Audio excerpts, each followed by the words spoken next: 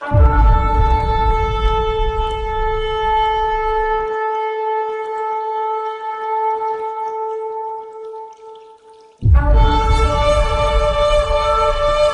si Sarah at bumili si Abraham ng paglilibingan.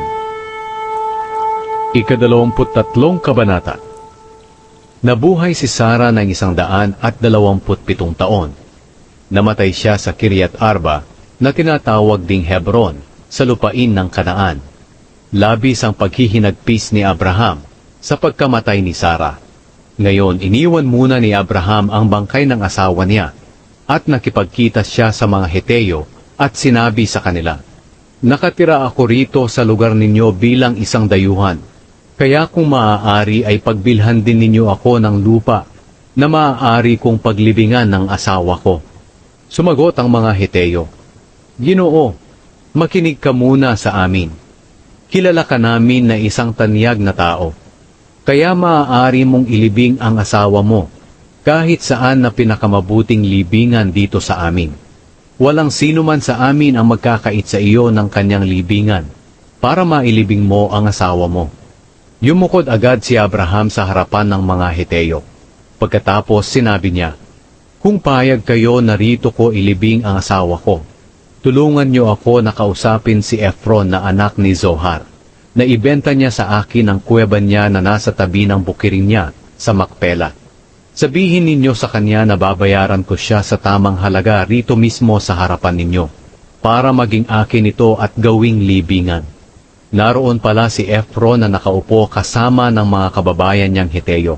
Kaya sumagot siya kay Abraham na naririnig ng lahat ng Heteo na nagtitipon doon sa pintuan ng lungsod. Sinabi niya, "Sa harap ng mga kababayan ko ay binibigay ko sa iyo ang buong bukirin, pati na ang kuweba. Kaya maaari mo nang ilibing ang asawa mo." Muling yumukod si Abraham tanda ng pagpapasalamat sa harapan ng mga Heteo.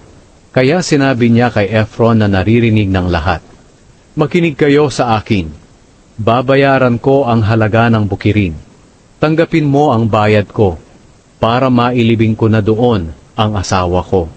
Sumagot si Ephron, "Ginoo, ang lupa ay nagkakahalaga ng 400 pirasong pila.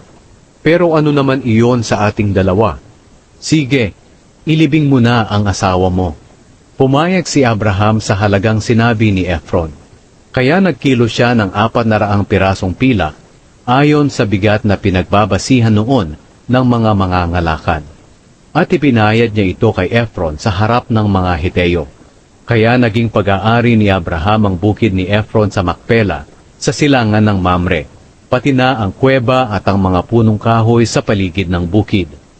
Saksi ang lahat ng Heteo na nagtipon doon sa pintuan ng lungsod. Inilibing agad ni Abraham si Sarah sa kuweba na nasa bukirin ng Makpela, na sakop ng lupain ng Kanaan. Ang Makpela ay malapit sa Mamre na siyang Hebron, kaya ang bukid pati ang kuweba na dating pagmamay-ari ng mga Heteo ay naging kay Abraham na, at ginawa niya itong libingan.